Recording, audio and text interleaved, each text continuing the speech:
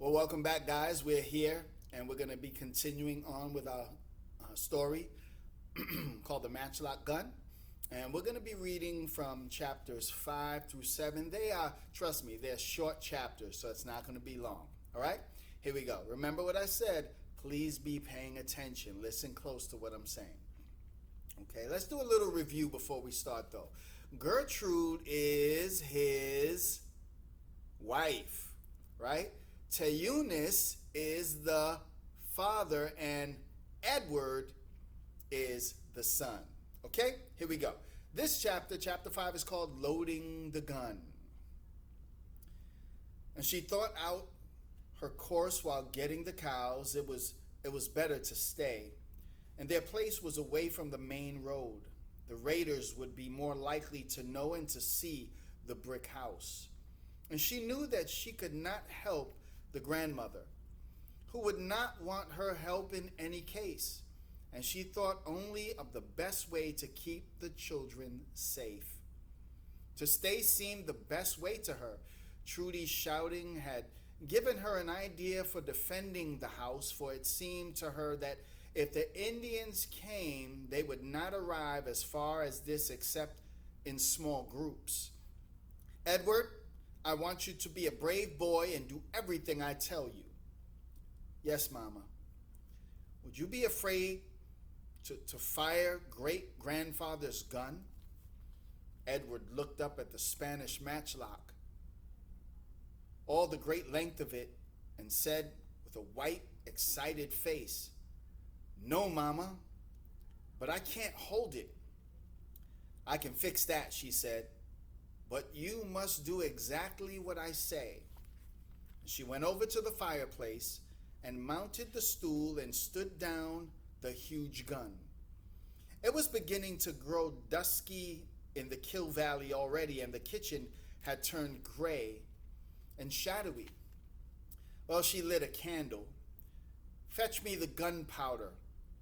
She had no idea how much powder to put into the gun, but she doubled what seemed to her a musket charge. She weighted it down with a piece of writing paper standing at the end of the barrel and pushing the rod because of the length of the gun. It hasn't any bullets, Edward said. See if there are some with Papa's mold. Edward found two. They rolled down the barrel with a faint rattling sound. Gertrude was not satisfied. She leaned the gun on a chair and told Edward not to let Trudy touch it. Trudy came in at that moment, and as soon as she saw the gun, she stopped dead. For once she was speechless. Gertrude rummaged, finding some horseshoe nails and some small pebbles and 2 brass buttons. She rammed them all down and weighted them hard. And then she got Teunis's axe and chopped out a corner of the blind of the window at the left of the stoop door. I want to show you some pictures.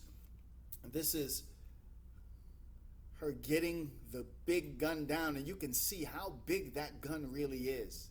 It's really big. And then we have another picture over here where she has the axe in her hand and she's trying to chop. Well, with Edward helping, she dragged the table to the window and then lifted the gun onto it. With all her flatrions, propped the gun so that it pointed to the missing corner of the blind, straight out onto the steps of the stoop. She bolted the blinds then, not only of that window, but of the other windows also, and dropped the bar over the shed door. She had become very silent in doing these things, and so had the children watching her. Edward trembled a little when she drew a stool up to the table and told him to get onto it. Then she primed the gun and set the candle beside it. Seeing the whole thing complete, Trudy suddenly said with great acuteness in a loud voice, Bergum op zoom. Remember that word? Hush, said Gertrude. Trudy, you must not talk. You must play on Mama's and Papa's bed. Well, she made a doll out of a handkerchief and got a large lump of maple sugar and some of the silver spoons and put them and Trudy together on the bed, leaving the door open so that she would not be frightened. The little girl settled down in the light and on the big bed and held her doll up so she could see. And she whispered, "Bergam, op, zoom," very softly. And this is her. We could see playing on the bed. Chapter 6 already. See, guys, it's going quick. It's called Edward's Orders.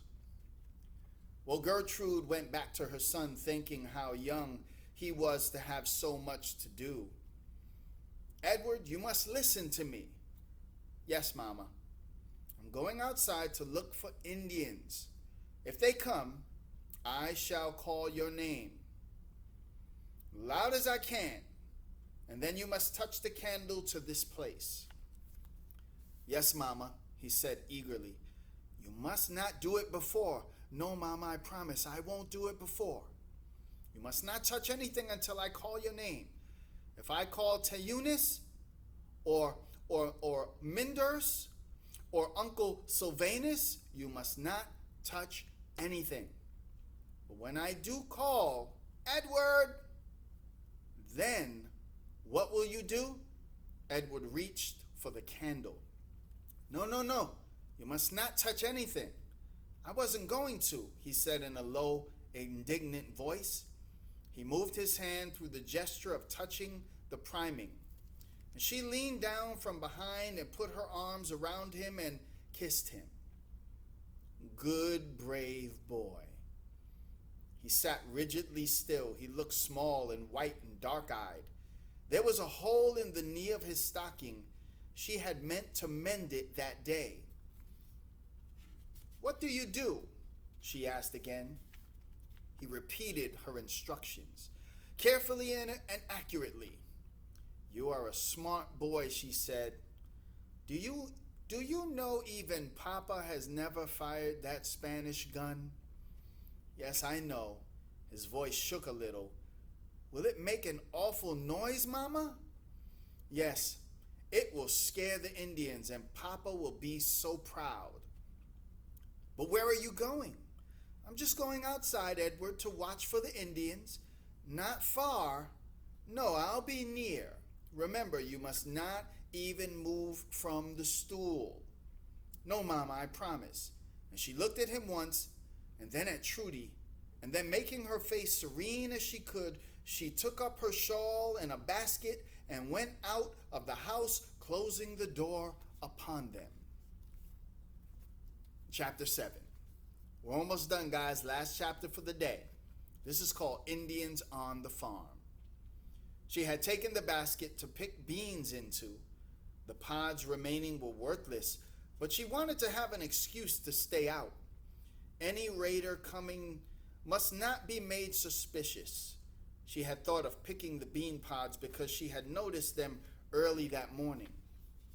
It had seemed to her as if the whole day had been made of pieces that had fitted together suddenly when silly little Trudy began screeching, "Bergam op zoom," after the cows. Now, walking up to the garden patch across the wind, she wondered whether she had not been acting hysterically. She had put Edward under a strain that no boy only 10 years old ought to have. She had left him frightened, cold, with his resolution to be brave.